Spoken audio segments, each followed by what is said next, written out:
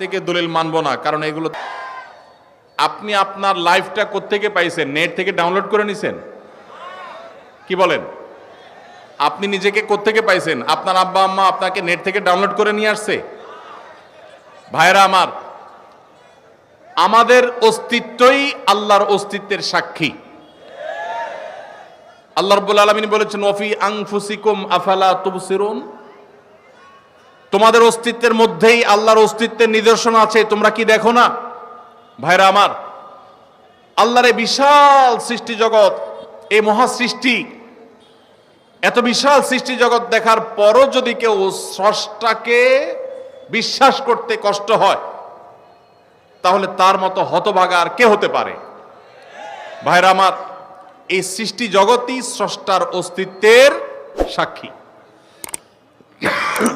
আল্লাহ রাব্বুল আলামিন আল্লাহর এই সৃষ্টি জগৎ দেখে, তার সুনিপুণ সৃষ্টি দেখে আল্লাহর অস্তিত্ব এটা খুঁজে পাওয়ার হেদায়েত, তৌফিক আল্লাহ তাআলা আমাদেরকে দান করুন। ভাইরা আমার, আমরা যদি আমাদের অস্তিত্বের দিকে তাকাই, আল্লাহ সৃষ্টির দিকে তাকাই, সূরা মুলকে শুরুর আয়াতগুলো যদি অনুবাদ সহকারে আপনি পড়েন, কোরআন জুড়ে আল্লাহ রাব্বুল আলামিন যে বলেছেন আল্লাহ রাব্বুল আলামিনের সৃষ্টি শৈলী নিয়ে, সেগুলো যদি আপনি অধ্যয়ন করেন, পড়েন, তাহলে দিনের আলো মতো পরিষ্কার হবে যে আল্লাহ রাব্বুল আলামিনের অস্তিত্ব এটা ওয়াজিবুল উজুদ, এটার অস্তিত্ব স্রষ্টা ছাড়া কখনো সৃষ্টি হতে পারে? ছোট বড় এমন কিছু পৃথিবীতে নাই যেটা কেউ তৈরি করা ছাড়া আসছে। মাইকটা কেউ তৈরি করেছেন, এই পানির বোতলটা কেউ তৈরি করেছেন, এই কাগজটা কেউ তৈরি করেছেন। প্রত্যেকটা জিনিসের যেরকম কেউ না কেউ তৈরি করেছে, ক্রিয়েটর আছেন, সেখানে এই মহা সৃষ্টির এত কিছুর আমি আপনি সহ আমাদের এবং এই আল্লাহর এই সৃষ্টি জগতের যে বিশাল আয়োজন, এগুলোর কোনো ক্রিয়েটর নাই। এর চেয়ে হাস্যকর কথা আর কি? আল্লাহ তাআলা আমাদেরকে হেদায়েত নসিব করুন। হেদায়েত যদি আল্লাহ তাআলা কাউকে দান না করেন, তাহলে সেক্ষেত্রে সে অনেক নলেজ অর্জন করার পরও সঠিক পথে হয়তো আসবে না। এই জন্য আল্লাহর কাছে হেদায়েত চাইতে আমাদেরকে শিক্ষা দেওয়া হয়েছে। এই দিনে সিরাতুল মুস্তাকিম আমরা সে দোয়া আল্লাহ তাআলার কাছে করবো ইনশাআল্লাহ। বাবা মায়ের অবাধ্য হয়ে বিয়ে করলে কতটুকু জায়েজ হবে? বাবা মায়ের অবাধ্য হয়ে বিয়ে করবেন কেন? বাবা মারা যারা এখানে আছেন, আপনাদেরকে বলতেছি, চাচারা যারা আছেন, পর্দার আড়াল থেকে চাচিরা যারা শুনছেন, ছেলে মেয়ে বিয়ের উপযুক্ত হওয়ার পর তথাকথিত পায়ে দান ও অজুহাত করে নাম করে ছেলে মেয়েকে বিয়ে দিতে দেরি করবেন না। পোলাপানের আওয়াজ শুনে হলেও কিছুটা বোঝার চেষ্টা করেন। আল্লাহ রাব্বুল আলামিন দিতে হবে। কেন দিতে হবে? কারণ আপনাদের আমলে ফেসবুক ছিল না, এখন ফেসবুক বাইর হয়েছে। আপনাদের আমলে স্মার্টফোন ছিল না, এখন টাচ মোবাইল বাইর হয়েছে। এই ছেলে মেয়েদের চরিত্র রক্ষা করার জন্য আর্লি বিয়ে দিতে হবে। আল্লাহ আমাদের মুরব্বীদেরকে সে হেদায়েত নসিব করুন। নবী করিম সাল্লাল্লাহু আলাইহি সাল্লাম বলেছেন, তোমার সন্তান বিবাহের উপযুক্ত হওয়ার পর তাকে বিবাহ দিতে দেরি করবে না। যদি দেরি করো, তাহলে ব্যভিচারের মতো ফিতনা সমাজে ছড়িয়ে পড়বে। এই ফিতনা সমাজে ছড়ালে কি হয়? পশ্চিমাদের চাইতে বেশি কেউ বোঝে না।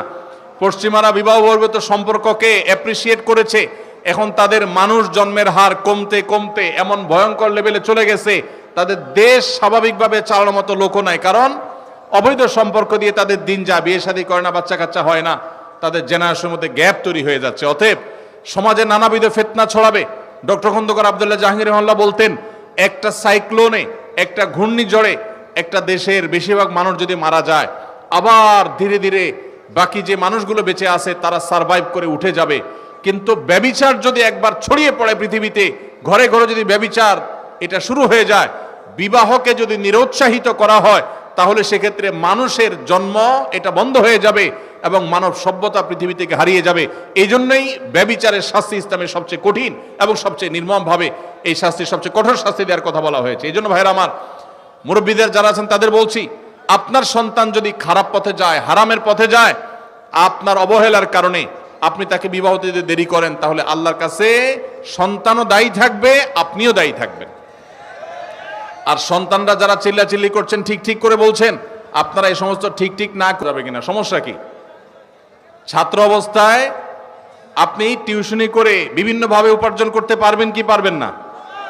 তো যদি উপার্জন করতে পারেন তাহলে বিয়েও করতে পারবেন ইনশাআল্লাহ। আল্লাহ তাআলা আমাদের মুরব্বীদের মনের মধ্যে সুমতি দান করুন। আর যারা আপনারা আছেন আমাদের যুবক ভাইরা, আপনাদেরকে বলবো, যতদিন বিয়ে করার সামর্থ্য আল্লাহ দিচ্ছেন না ততদিন পর্যন্ত নিজেকে সংযত রাখতে হবে, হারাম সম্পর্কে জড়ানো যাবে। যতদিন পর্যন্ত আর্থিক সঙ্গতি হয় না ততদিন পর্যন্ত সবর করতে হবে। নবী সাল্লাল্লাহু আলাইহি ওয়াসাল্লাম বলেছেন, ইয়া মা'আশারাশ শাবাব মান ইসতাতাআ মিনকুমুল বাআতা ফালইয়াতাযাওয়াজ ওয়া মান লাম ইসতাতি ফাআলাইহি বিস-সাওম। হে যুবকরা, তোমাদের যাদের বিবাহ করার সামর্থ্য আছে, আর্থিক সঙ্গতি আছে, তারা বিবাহ করো। যাদের আর্থিক সঙ্গতি নাই তারা যেন রোজা রাখে, নিজেকে সংবরণ করে, সবর করে। অতএব যুবক ভাইরা, চরিত্রকে হেফাজত করতে হবে। চরিত্র হেফাজত করতে পারলে এটা আপনাদের জন্য অনেক বড় অ্যাচিভমেন্ট, এটা অনেক বড় ইবাদত, এটা আল্লাহর কাছে আপনাদের তাকওয়া প্রমাণের অনেক বড় সুযোগ। আল্লাহ তাআলা আমাদের যুবক ভাইদের চরিত্রগুলোকে হেফাজত করার তৌফিক নসিব করুন। মনে রাখবেন, যদি যৌবনকে হারাম সম্পর্ক দিয়ে আপনি কালিমা যুক্ত করেন, এটাকে রিকভার করা এত সহজ নয়। যাদের হারাম সম্পর্ক আছে এখনই তওবা করুন, নতুন জীবন গড়ুন এবং নিজেকে সবর করুন, হারাম থেকে দূরে সরায় রাখেন। আল্লাহ কেন বলেছেন ওয়ালা তাকরাবুজ জিনা, জিনার কাছেও যেও না? কারণ আগে থেকে আপনি দূরে থাকলে তখন বাঁচতে পারবেন। এই সম্পর্ক, হারাম সম্পর্ক থেকে দূরে সরে আসতে হবে। আল্লাহ আমাদের সবাইকে তৌফিক দান করুন। আমার বিয়ে, শরীয়ত আপনাকে বিয়ে করতে বলে না, আপনাকে রোজা রাখতে বলে। কি রাখতে বলে? রোজা রাখলে, সিয়াম পালন করলে আত্মনিয়ন্ত্রণ করবেন আপনি, সেটা বলেছে। আপনি পরিবারের দোষ দিচ্ছেন কেন? আমরা ঢাল নাই, তরবারি নাই, নিধিরাম সর্দার। চাকরি নাই, টাকা নাই, রুজি নাই, ইনকাম নাই। আপনি বিয়ে করার জন্য পরিবারের চাপ দিচ্ছেন, আবার দোষ দিচ্ছেন পরিবার রাজি না। পরিবার কি দেখে রাজি হবে? নিজে বাপের হোটেলে খান, আবার আরেকজন বাপের হোটেলে খাওয়াবেন? এটা তো উচিত না। তবে বাবা মার যদি আর্থিক সঙ্গতি থাকে তাহলে তাদের সন্তানের চরিত্র রক্ষার জন্য উদ্যোগী হওয়া উচিত, সেটা ভিন্ন বিষয়। কিন্তু সন্তান বাবা মার উপর এটা চাপাই দিতে পারেন না। এই জন্য উপার্জন করা শুরু করেন। মুশকিল হলো বেশিরভাগ বাবা মা মনে করেন পায়ের উপর দাঁড়ানো মানে লাখ লাখ টাকার মালিক হওয়া।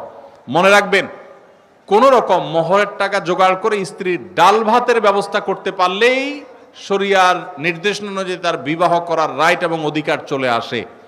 বাবা মা কোনো খোঁড়া অজুহাতে তার বিবাহ বিলম্ব করার ইখতিয়ার তাদের নাই।